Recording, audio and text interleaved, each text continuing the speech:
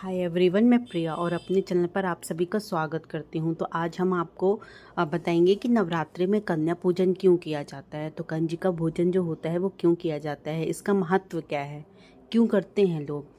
चलिए, तो जैसे कि चैत्र नवरात्रि और शारदीय नवरात्रि पर्व रहता है। जैसे अभी शारदीय नवरात्रि जस्ट एंड हो गया, आज नवमी तिथि है।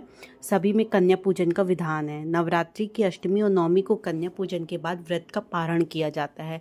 पर क्या आप जानते हैं कि आखिर में कन्या पूजन क्यों किया जाता है, इसका क्या महत्व है? अगर नहीं जानते हैं तो चलिए मैं आपको इस वीडियो के माध्यम से बताती हूँ। कहते हैं कि एक यहाँ पे आप देखेंगे करनाल।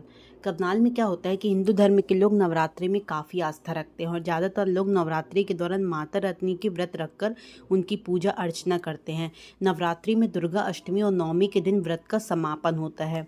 भारत के कुछ राज्यों में दुर्गा अष्टमी के दिन नवरात्रि पूरे होने के उपलक्ष्य में माता दुर्गा की कढ़ाई की जाती है, जिसमें हलवा पूड़ी बनाया जाता है और कन्याओं को भोजन कराया जाता है। वहीं कुछ राज्यों में नवमी के दिन भी नवरात्रि समापन होने पर माता रानी की कढ़ाई की जाती है। तो आइए जानते हैं कि नवरात्रि समापन पर कन्या पूजन क्यों करवाया जाता है। तो शास्त्रों में तो ये बताया गया है कि पौराणिक कथाओं के अनुसार जो इंद्रदेव थे तो भगवान ब्रह्मा से माता भगवती को प्रसन्न करने के लिए उनसे कुछ उपाय पूछा।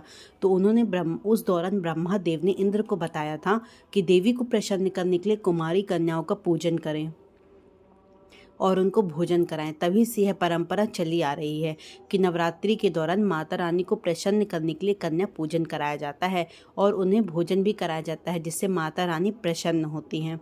लेकिन नवरात्रि में कन्या पूजन का विशेष महत्व क्या है? तो हिंदू शास्त्रों के अनुसार नवरात्रि में पूजन कराने से माता रानी की कृपा उनके भक्तों पर बनी रहती है।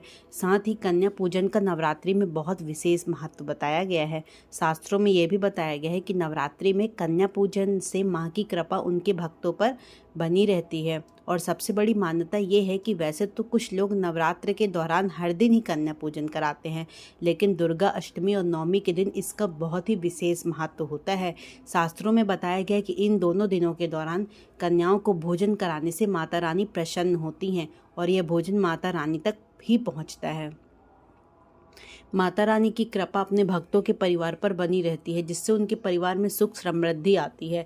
वही 1, 5, 7 और 9 कन्याओं का भोजन करवाने और पूजा करने के साथ एक छोटे लड़के को भी भोजन करवाना चाहिए। ऐसा करने से कन्या पूजन का महत्व और भी बढ़ जाता है और इससे लाभ और पुण्य की प्राप्ति होती है। शास्त्रों में बताया गया है कि नवरात्रि के पर्व में कन्या पूजन का विशेष महत्व है। 9 कन्याओं को 9 देवियों के रूप में पूजा करने से माता के भक्तों का व्रत और पूजन पूरा होता है। उन्हें भोजन कराकर उनका पूजन करने से और दक्षिणा देने से ही माँ दुर्गा अपने भक्तों पर प्रसन्न हो जाती हैं। तो नवरात्रि के दिन अगर आप चाहते हैं किस दिन कन्या पूजन करें, तो देखिए, जो नवरात्रि के दौरान जो 8वां और 9वां नवरात्रि होता है, इन दिनों कन्या पूजन किया जाता है। जो भक्त 9 दिन नवरात्रि का व्रत रखते हैं तो वैसे तो 9वें दिन या कुछ लोग 10वें दिन भी कन्या पूजन कराते हैं, बट शास्त्रों में बताया गया कि कन्या पूजन के लिए दुर्गा अष्टमी का दिन सबसे ज़्यादा शुभ माना गया है। दुर्गा अष्टमी के दिन कन्या पूजन कराने से सबसे ज़्यादा महत्व इसलिए बढ़ जाता है क्योंकि माता दुर्गा के ही 9 अवतार हैं। चलिए, अब कन्या पूजन कराते समय थोड़ा सा सावधानी बरतें। क्या कि शास्त्रों में ये भी बताया है कि जिस दिन आप कन्या का पूजन करा रहे हैं, जहाँ पर कन्याओं को बैठने का स्थान निर्धारित किया है, वह साफ़ सुथरा होना चाहिए, क्योंकि माता रानी को सफाई बहुत ज़्यादा अच्छी लगती है।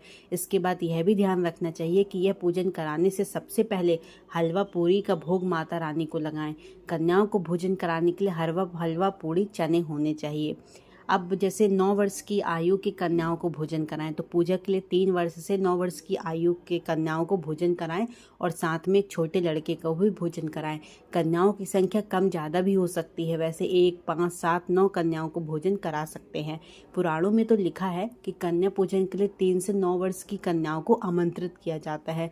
कन्या पूजन में 9 वर्ष की आयु से ज़्यादा उम्र की कन्याओं को भोजन कराने से इसकी मान्यता नहीं मानी जाती है। 9 वर्ष से कम आयु में भोजन कराने वाली कन्याओं की मान्यता है। कन्याओं को भोजन कराने के उपरांत उनको दक्षिणा देने का महत्व है।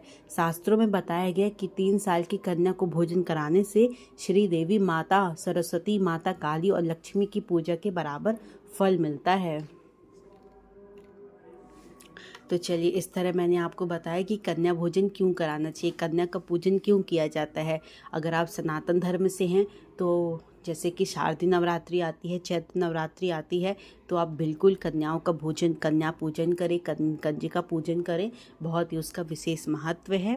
चलिए, तो अगर आपको ये वीडियो बहुत ही प्यारी लगी हो तो आप ज़्यादा से ज़्यादा लोगों तक शेयर करें और मेरे चैनल को सब्सक्राइब भी करें। Thank you.